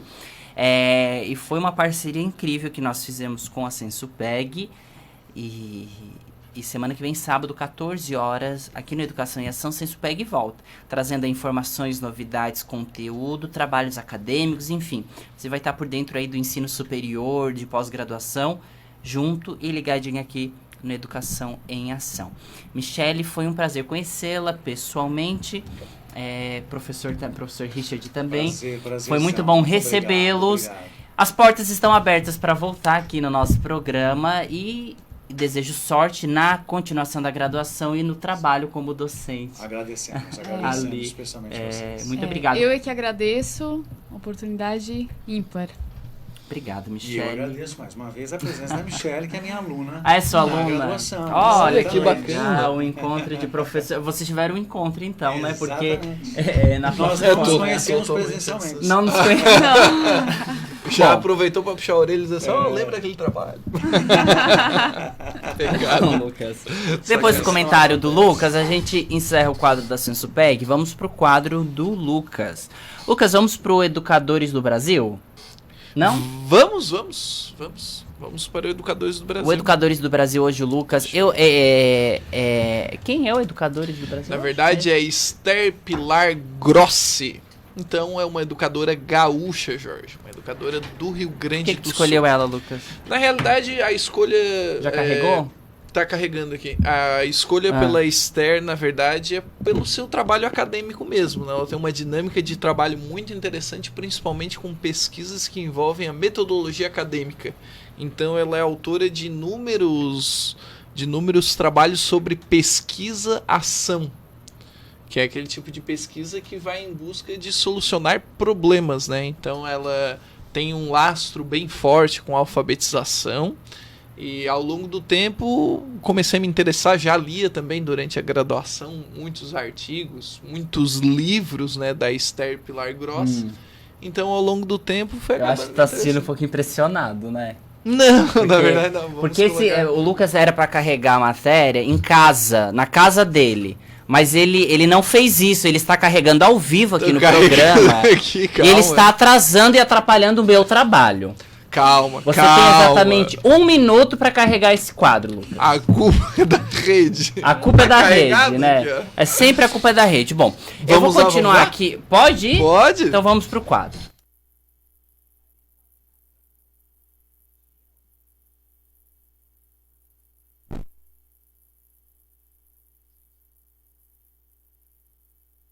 Santa Maria no ano de 1900. Hoje vamos conhecer no Educadores do Brasil Esther Pilar Grossi. É uma educadora nascida em Santa Maria no ano de 1936. Em 55 foi para Porto Alegre, onde estudou matemática no campo, que mais tarde fez mestrado e doutorado em Sorbonne, em Paris. Foi casado com o pediatra Sérgio Pilar Grossi. É conhecida pelo seu trabalho extenso em educação, entre eles a temática avaliação escolar, sendo referência no assunto. Começa sua carreira como educadora em 1970, junto com mais 49 professores, quando funda o GEMPA, Grupo de Estudos sobre Educação, Metodologia e Pesquisa e Ação, tornando-se uma liderança na busca por soluções de grandes problemas da educação pública brasileira. Como responsável pela área de pesquisa do grupo, coordenou as atividades e realizações de inúmeras pesquisas sobre questões de ensino e aprendizagem, incluindo a construção de atividades didáticas que produzissem efeitos reais sobre o rendimento escolar dos alunos de famílias de classes populares. Foi professora alfabetizadora na Vila Santo Operário, na periferia de Porto Alegre, em sua primeira experiência de aplicação da proposta, baseada em novíssimas ideias. Destaque vai para 97, quando ela coordenou um projeto em Porto Alegre chamado O Prazer de Ler e Escrever de Verdade, realizado por várias ONGs, com recursos do Ministério da Educação, cujo objetivo era alfabetizar mais de 1.000 mulheres em 3 meses. Sua iniciativa foi acompanhada pela Unesco e pela Unicef. Além de inúmeras obras publicadas, mais de 30 obras sobre matemática, processo cognitivo e alfabetização, ela também foi candidata a vice-presidente do Centro de Professores do Estado do Rio Grande do Sul, na eleição de 83, foi secretária municipal de Educação de Porto Alegre de 89 a 92 e foi deputada federal do Rio Grande do Sul de 95 a 2002, com o eixo de atuação prioritariamente nas áreas da educação, cultura, ciência e tecnologia. Este foi o Educadores do Brasil, conhecendo um pouco mais sobre a brilhante história de Esther Pilar Grossi. Disso aí o quadro Educadores do Brasil. Bom, vou dar continuidade, Lucas, para falar do veto da lei da... Pode desligar, por gentileza? Sair do WhatsApp? Na verdade, estava aqui na nossa live vendo se tem algum recado novo, né? O presidente Jair Bolsonaro vetou integralmente o projeto da lei que previa internet grátis a alunos e professores da educação da rede básica. A decisão foi publicada no Diário Oficial ontem, Lucas. O texto do projeto de lei, o PL 3477/2020, havia sido aprovado em fevereiro agora deste ano pelo Congresso. Além da internet, esse projeto previa a aquisição de tablets para todos os estudantes do ensino médio da rede pública vinculada àquele CAD único, aquele cadastro único para programas sociais do governo federal. Estima-se que o impacto orçamentário e financeiro da proposta seria de 26,6 bilhões, né? E o Bolsonaro justificou que o veto, ele justificou o porquê do veto, ele diz assim, abre aspas: a medida encontra óbice jurídico por não apresentar a estimativa do respectivo impacto orçamentário e financeiro e aumenta a alta rigidez do orçamento que dificulta o cumprimento da meta fiscal e da regra de ouro. Esta foi a fala do senhor Bolsonaro querendo justificar o veto. A próximos passos na tramitação, nós temos aí 15 dias úteis para sancionar ou vetar não só o presidente, mas a Câmara e o Senado eles podem recorrer agora. Todos os vetos eles têm que ser votados pelo Congresso, ou seja, temos aí 257 deputados. Não vai ser fácil. E temos aí 41 senadores. Vamos ver o que acontece aí nessa semana, mas no Diário Oficial ontem já está publicado o veto do senhor Bolsonaro. Esse veto, gente, para deixar bem claro, significa que o governo não vai ajudar na internet grátis para educação. É isso. Basicamente é isso, né, Jorge? É isso. É um projeto que eles iam dar uma verba para internet grátis na educação básica durante a pandemia. Ou seja, os alunos que estão estudando remoto em casa teriam aí acesso à internet. Porque tem muitos alunos... Mas agora é só fazer a arminha que vem o sinal de internet, né? Porque muita gente... Enfim, né? Enfim. Eu não... Armas. Entendi, Lucas. Entendeu? Eu entendi. O público também. Tem muito aluno espalhado aí pelo Brasil afora que nós discutimos, principalmente Norte e Nordeste, que não tem acesso à internet para estudar. Isso é realidade em outros estados, como no Sudeste, nos estados do Sul também acontece muito. Com certeza. E esse projeto previa justamente a internet para os alunos que estão estudando em casa, principalmente agora na pandemia, para que eles possam ter acesso lá à plataforma virtual para estudar. E aí o Bolsonaro vetou, porque talvez ele achou que saía muito caro, né? Ou que não era muito importante, né? Pesquisa Fundação Getúlio Vargas avalia a resposta da educação pública à pandemia. O Distrito Federal teve a segunda melhor resposta, sabia, Lucas? Com certeza. Teve a melhor resposta. A média da pontuação da educação das unidades da federação foi de 2,38, mas é de uma escala de 0 a 10. 2,38, ou seja, a melhor educação à distância que nós temos deve estar nível 5.9, 5.4, ou seja, um nível bem baixo, né, Jorge? Me corrija se eu estou equivocado. Complicado. Mas Eu achei essa informação pesada. Ó, eu vou Eu reler. acho pesadíssimo. A média da pontuação da educação nas unidades da federação foi de 2,38, uma escala que varia de 0 a 10. olha, Ficaram acima da média, em ordem crescente, de nota. Isso eu tava falando, Lucas, a média de pontuação do Brasil. certo. Agora eu vou falar de estados. Vamos lá. Né? Vamos na ordem crescente. Os que ficaram acima da média. Temos ali o Acre, Olha só.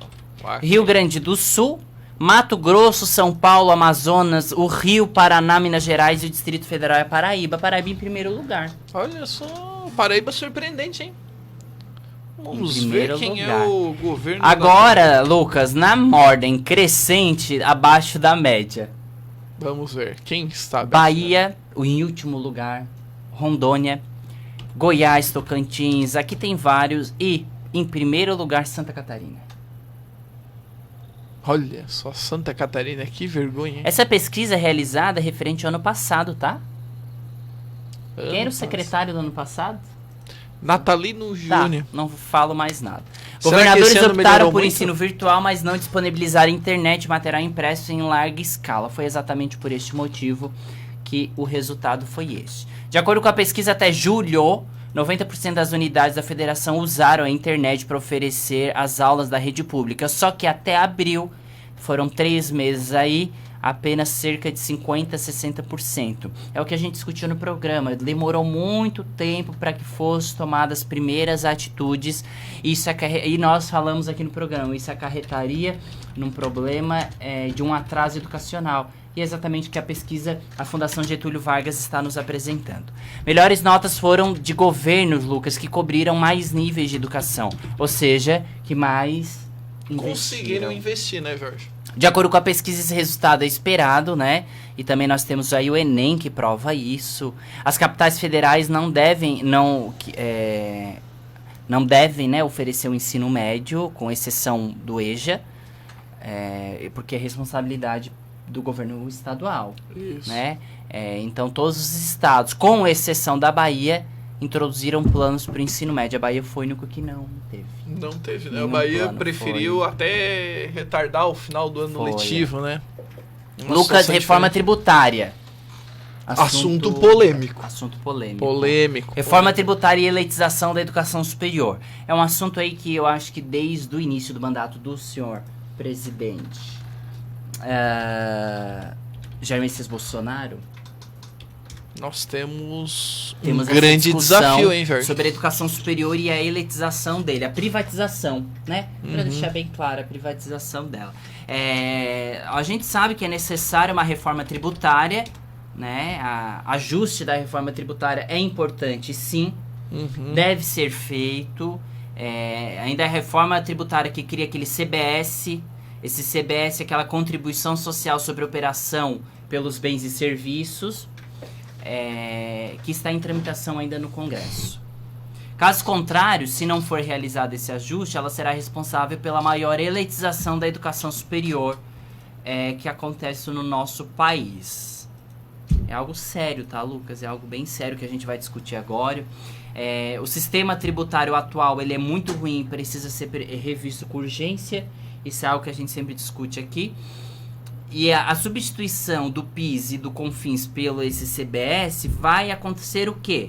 Elevar carga tributária no sistema educacional. Com certeza. É o que vai acontecer.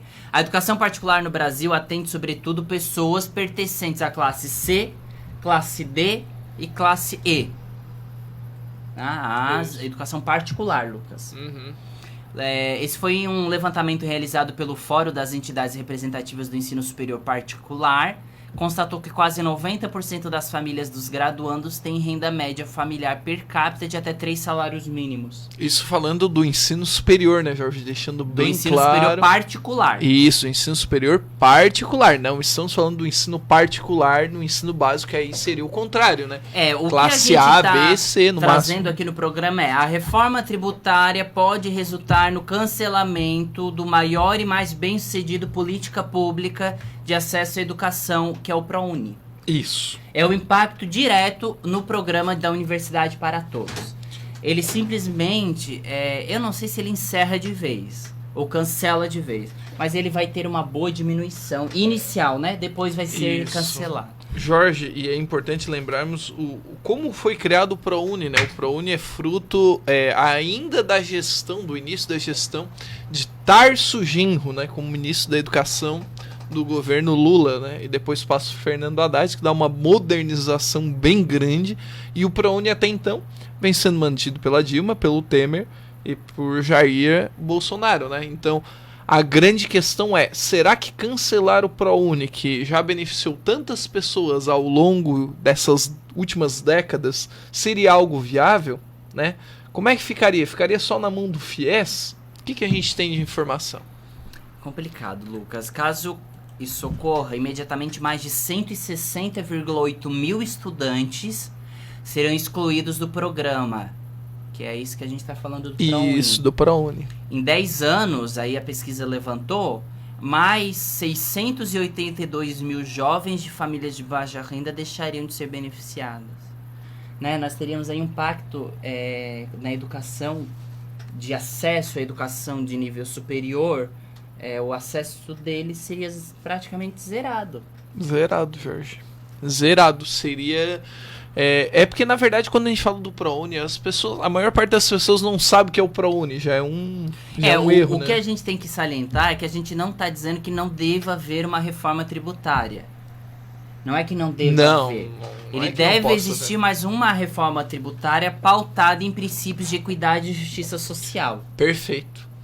Tua fala foi perfeita. Para mim, pode encerrar o programa. Tá perfeito. Né? A equidade social é o parâmetro. Ou seja, eu não tenho universidade... Eu vou citar um exemplo, tá?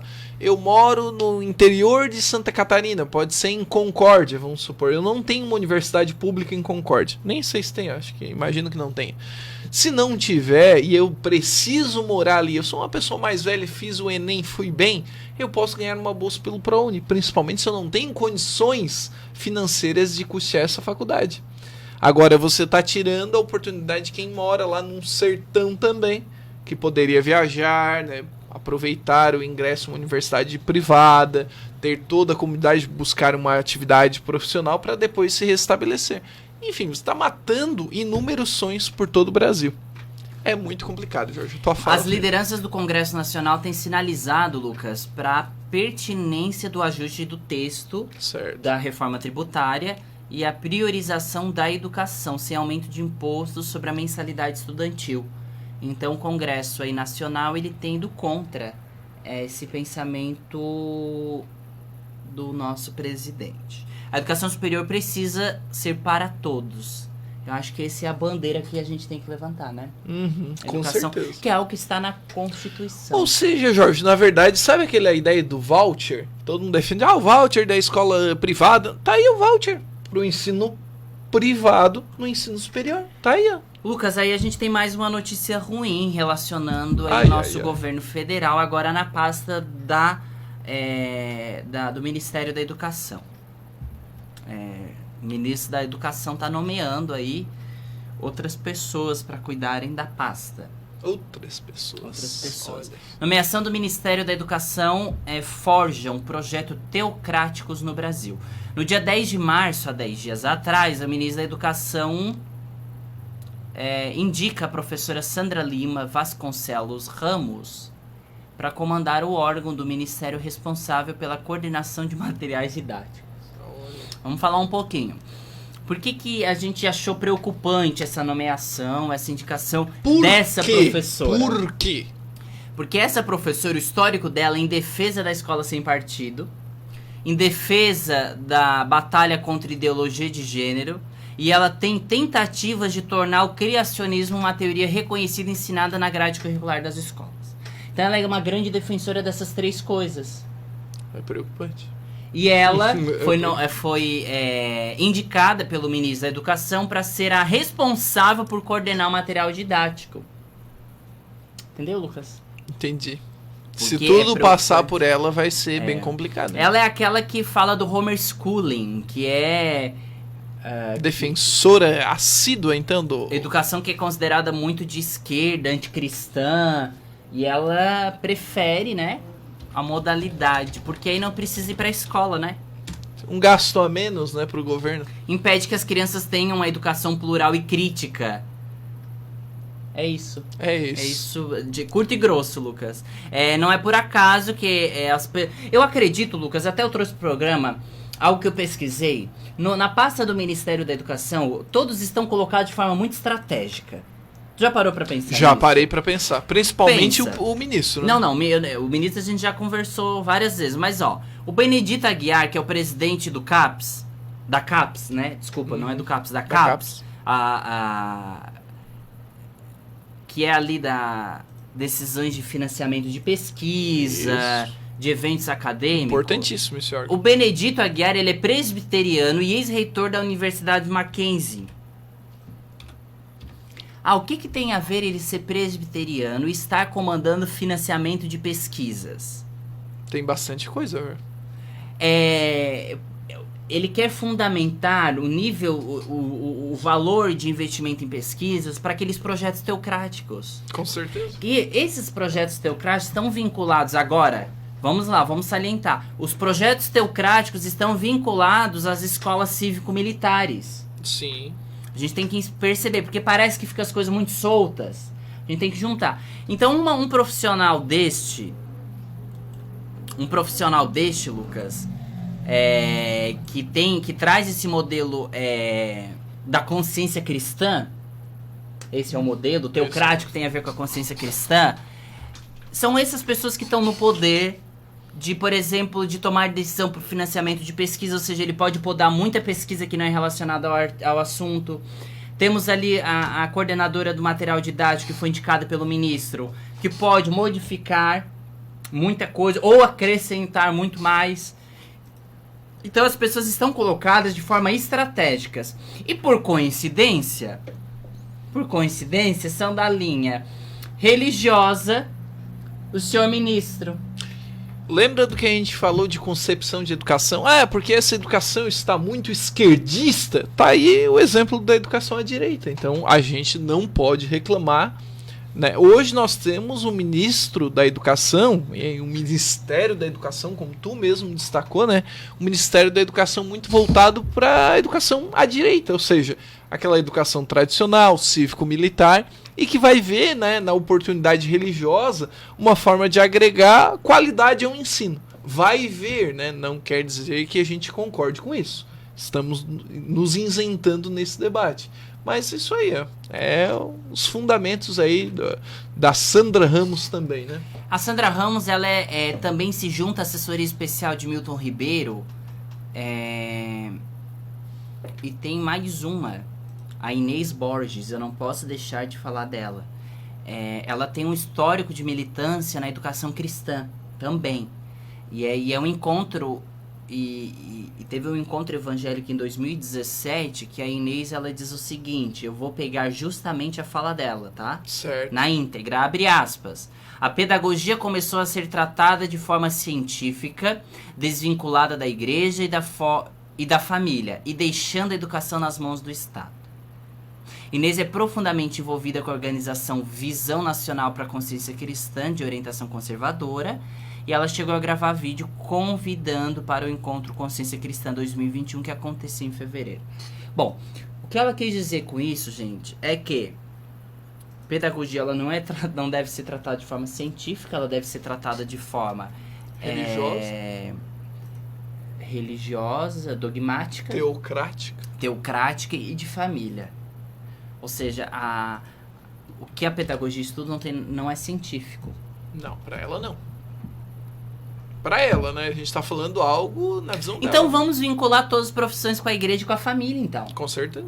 Principalmente a medicina. Vamos colocar sanguessuga quando alguém tiver algum problema com uma dor de cabeça.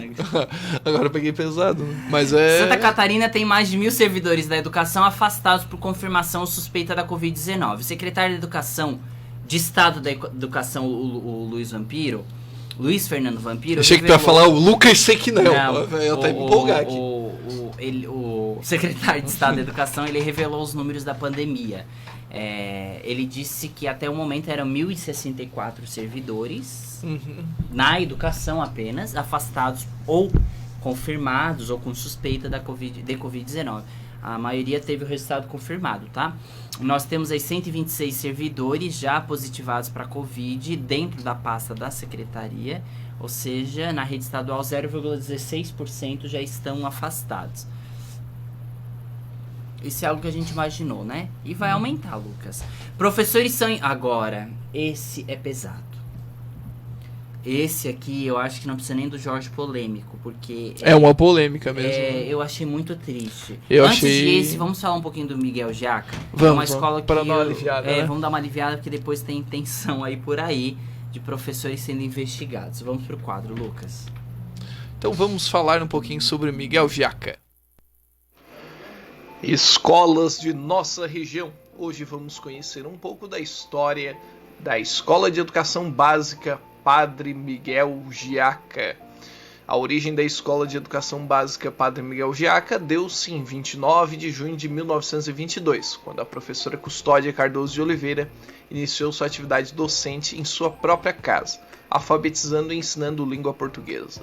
Em 1943, passou a funcionar como escola desdobrada, tornou-se estabelecimento de ensino oficial com o nome de Escola Reunida Carmela Dutra, em 4 de abril de 49. Pelo decreto número 28, de 28 de março de 56, foi transformado em Grupo Escolar Padre Miguel Jaca. O decreto 3.147, de 8 de setembro de 65, criou o Ginásio Normal Deputado Paulo Preis, para funcionamento a partir de 66.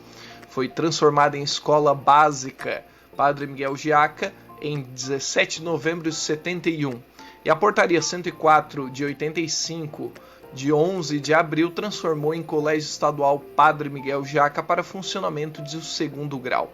Finalmente, pela última portaria, em 28 de março de 2000, passou a denominar-se Escola de Educação Básica Padre Miguel Jaca. Um grupo de imigrantes italianos formados pelas famílias Colombo, Tinelli, Macarini, Pirola, Pisolato e Ronchi, vindo da localidade de Nova Veneza, aqui chegaram em 15 de novembro de 1892, criando o distrito do Rio Maina, que aos poucos foi crescendo. As famílias sentiam necessidade de dar aulas aos seus filhos sobre educação escolar, o que aconteceu através da vinda da professora Custódia Cardoso de Oliveira. Custódia, em sua própria casa, alfabetizava e ensinava a língua portuguesa. Com a descoberta do carvão, a comunidade cresceu e a escola hoje atende mais de 1.000 alunos do ensino fundamental e médio, oferecendo também o curso de magistério com habilitação de educação infantil e séries iniciais. A escola atualmente funciona nos períodos matutino e vespertino, além do período noturno. A mantenedora da escola é a Secretaria de Estado da Educação. Por isso, é uma escola estadual com forte apoio do Conselho Deliberativo, PPP, APP e também do Grêmio Estudantil. A escola está situada na rua Carlos Rosa, número 50, no distrito do Rio Maina. Ocupa uma área de 10 mil metros quadrados, com mais de 2,5 mil metros quadrados de área construída. A escola foi construída através de uma doação da Carbonífera Catarinense, através da propriedade do Fidelis Barato. O nome da escola é uma homenagem ao cônego Miguel Jaca. Esse cônego nasceu em 1878 e faleceu em 1945. Ele veio para o Brasil em 1908 com o fim de atender espiritualmente imigrantes italianos. Foi o primeiro vigário que contribuiu para o crescimento da comunidade de Nova Veneza. A primeira escola organizada por ele data de 1908, onde ele próprio lecionava quando faltavam professores. Cônego Miguel Jaca realizou o primeiro Congresso Eucarístico de Santa Catarina e criou a Sociedade São Marcos, sendo o Hospital São Marcos em 1933 também iniciativa dele. Esse foi o Escolas de Nossa Região, conhecendo um pouco mais sobre Cônego Miguel Jaca e também a sua escola, a qual ele é patrono. Esse foi então o Escolas de Nossa Região. Professores são investigados por fazer sexo em escolas de Santa Catarina. A Secretaria de Estado da Educação, a SED, abriu 3 processos internos que apuram possíveis desvios de conduta de servidores públicos de 2 escolas de Santa Catarina. Os processos investigam denúncias de sexo entre professores dentro das dependências de uma escola em Pedras Grandes, que é no sul do estado, e a divulgação de fotos íntimas aos colegas em outras escolas em Erval do Oeste, no Oeste Catarinense, ambas da rede estadual. Em Pedras Grandes, a secretaria suspeitou que as dependências da escola foram usadas para encontros sexuais entre professores. Eles também teriam ameaçado servidores que presenciaram o ato e a suspeita de agressão contra aluno. A investigação na escola Erval do Oeste envolve o gestor da unidade e uma professora que teriam divulgado fotos e diálogos íntimos. Não é a primeira vez que a Secretaria de Educação catarinense apura casos assim. Entre 2012 e 2020, 60 registros de investigações internas na pasta contra os professores. Algo sério, Lucas. Muito sério, Jorge. Lá em Erval do Oeste, 2 portarias investigam o caso lá da escola, que é a portaria 473, de março, dia 12 de março, e a 482 de 14 de março, ambas assinadas pelo secretário adjunto de Educação, Vitor Fúngaro. Baltazar, não sei se é Fúngaro, eu acho. Fúngaro. No primeiro momento, a secretaria designou servidores públicos que ocupam cargo do mesmo nível ou superior para investigar. A Comissão do Processo Administrativo Disciplinar, é esse o nome, né, Lucas? É esse mesmo. É esse o nome. 3 pessoas foram designadas para trabalhar nessa apuração e foram lotadas em Joaçaba. Eles vão apurar a conduta da servidora por manter relacionamento sexual com outro servidor da escola, divulgar fotos íntimas e conversas pessoais para os colegas, trazendo aí repercussão negativa junto à comunidade escolar. A comissão deve se instalar 10 dias após a publicação no Diário Oficial, que ocorreu em 16 de março. Então, essa semana que vem, essa comissão já será instalada. A portaria 482 é para apurar a conduta do mesmo servidor que no exercício como gestor, Lucas, olha escolar. Só, ele é o diretor da escola. Da parada toda. Se envolveu sexualmente com a servidora, também explorando o âmbito da sua vida pessoal e trazendo, repercussão negativa para a comunidade escolar. E em Pedras Grandes, é a portaria 488, de 14 de março, no mesmo dia, a portaria, que institui uma comissão de sindicância investigativa para 2 servidoras lotadas em Tubarão. É lá em Tubarão, tá? Porque Pedras Grandes pertence à coordenação de Tubarão. Isso mesmo. Nesse caso, a suspeita é de que as dependências da escola foram usadas para encontros de fórum íntimo sexual entre servidores. São 2 servidoras? São 2 servidoras. Também será investigada a possível agressão física de um aluno que teria sido praticado por um servidor. Além disso, há denúncias de ameaças a servidores que presenciaram a cena para que não contassem a ninguém. A gestora da escola na época dos fatos também é investigada por supostamente descumprir a carga horária de trabalho na íntegra. Olha só. A comissão deve ser instalada em até 10 dias. É a mesma história ali. Quanta confusão, hein? Para a comissão analisar o caso. Gente, olha só o que a denúncia investigou. Primeiro, lá perto de Joaçaba. Perto de Joaçaba, né? Perto de Joaçaba. Perto de Joaçaba. Joaçaba é caso de sexo na escola. E caso perto de Tubarão. É perto de Tubarão, né? Perto de Tubarão. É pertinho daqui também. Pertinho daqui também. Além de sexo, nas dependências da escola, ameaça para que ninguém contasse, a diretora não cumpre a carga horária.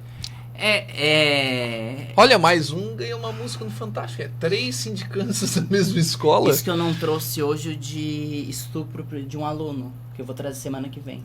Olha só. Eu tô falando Jorge, de Santa Catarina. Você acha que aqui é o Linha Verdade, por um acaso? Eu tô falando de Isso é o Linha Verdade. Eu tô falando de Santa Catarina. Por toda Santa Catarina, realmente, hein, Jorge? Que é isso? Bom, a gente brinca, mas brinca com fogo aqui. Eu vou falar a última notícia. Primeiro, o prefeito de Criciúma, ele criou aquela lockdown sem remuneração. Eu não vou entrar nesse assunto. Nem vale a pena. Vamos deixar pra semana que vem que a gente vai ter manifestação. O impacto. Né? Última notícia de hoje é o Tribunal de Justiça confirma ali a obrigatoriedade das aulas presenciais, tá? Então, o plano de contingência escolar ele vai ser seguido à risca. E, diferente de outros estados, é obrigatório a aula presencial no nosso estado. O nosso estado, por enquanto, único, né? Com obrigatoriedade, Único. né? Único. Único estado. Não só como atividade essencial, mas sim com obrigatoriedade. É, né? o que determinaram como atividade essencial é a educação infantil e fundamental, tá? O ensino médio ainda estão dialogando. Certo. Mas o que determinaram como já é essencial é o infantil e fundamental.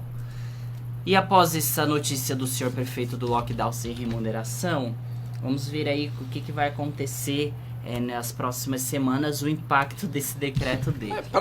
Pedras Grandes, aliás, 33 quilômetros daqui. É bem pertinho, né, Jorge? Bem pertinho Vamos mesmo. ver quem são os servidores. Vamos ver se vai acontecer alguma coisa. É, isso que eu Mas quero já ver. foi confirmado. Mas, se bem que ali tá dizendo que é suspeita, né? Mas pessoas flagraram.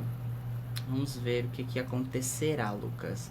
Eu queria saber qual o nome dos servidores. Eu vou atrás. Olha. Será que... Ô, Lucas, na portaria tem? Na portaria, eu imagino que sim, Jorge. Na verdade, no Diário Oficial. Diário Oficial normalmente coloca todas essas Semana que informações. vem. Eu vou trazer quem são os dar uma procurada. servidores e Quando por foi- que, quem são. Quem Gente. são e o que desempenham. Faz parte do nosso trabalho, né? Uma Faz parte do informação. nosso trabalho. Gente, esse foi Educação em Ação. A semana que vem, sábado, 14 horas, estamos de volta com mais informações e notícias, junto também com a Sensupeg no nosso quadro com eles. Isso. E temos também o quadro do Lucas, os três.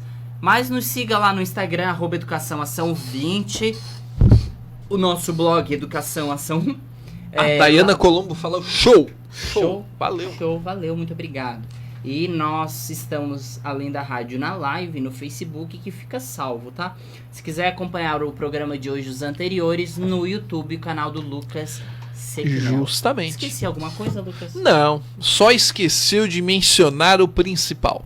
Após o nosso programa, temos os institucionais do rádio, né, Jorge? Então, a Sensupeg já vai entrar a partir de semana que vem aí como Segunda-feira. institucional. Olha que legal. Segunda-feira como institucional. Bacana, né? Nossa parceira. É, a aí. nossa Muito parceira. importante mencionar. Nossa primeira parceira efetiva, parceira única aqui do Educação e Ação. Gente, esse foi Educação e Ação. Semana que vem, sábado, 14 horas, nosso encontro é aqui. Um bom final de semana, se cuidem. Tenham uma boa semana. E sábado que vem aqui com a gente, com o Jorge e com o Lucas, né, Lucas? Isso aí. É aqui com a gente. Um abraço pra vocês. Tchau. Conheça